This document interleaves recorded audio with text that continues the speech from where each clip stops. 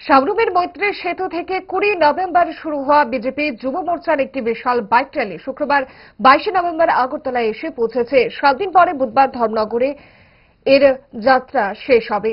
র্যালির লক্ষ্য মাদকের অপব্যবহার সম্পর্কে সচেতনতা বৃদ্ধি করা এবং রাজ্যের যুবকদের মধ্যে একটি স্বাস্থ্যকর জীবনধারার প্রচার করা। এদিন র্যালিটি আগরতলায় পৌঁছালে 20 নম্বর ওয়ার্ডের উদ্যোগে যুব র্যালিতে অংশগ্রহণকারী যুবকদের স্বাগত জানানো হয়। 20 নম্বর ওয়ার্ডের যুব মোর্চার যুবকদের পাশাপাশি উপস্থিত ছিলেন কর্পোরেটর রত্ন দত্ত, মণ্ডল সভাপতি সঞ্জয় সাহা, বিজেপির সদর শহর জেলার সম্পাদক নারায়ণ দত্ত সহ অন্যান্যরা।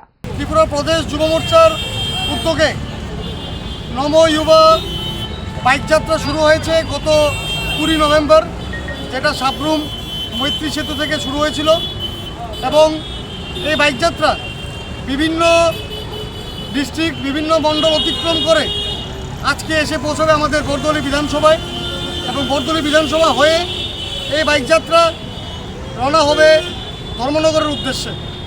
তো তারই প্রস্তুতি এবং তাদেরকে স্বাগত জানাতে আজকে আমরা কামান চৌমুনিতে আমাদের 20 নম্বর ওয়ার্ডের কর্পোরেটর এবং সাউথ জোনাল চেয়ারম্যান শ্রী রত্ন দত্ত মহোদয়া এবং সেন্ট্রাল জোন চেয়ারম্যান রত্ন দত্ত মহোদয়া এবং আমাদের 20 নম্বর ওয়ার্ডের অভিভাবক তথা সদর শহর জেলার সম্পাদক নারায়ণ দত্ত মহোদয় এবং আমরা যুব মোর্চার ভাইয়েরা, আমাদের মহিলা মোর্চার দিদিরা, মায়েরা সবাই আছেন এবং আমাদের বাইকের যে সারি সেটা প্রায় আমরা পশ্চিম চৌমুনি অবধি আমরা আমাদের সারিবদ্ধ হয়ে আমাদের বাইক দাঁড়িয়ে আছে। আমরা স্বাগতম জানাবো, ওদেরকে উষ্ণ স্বাগতম জানিয়ে আমরা ওদেরকে রওনা করাবো ধর্মনগরের জন্য।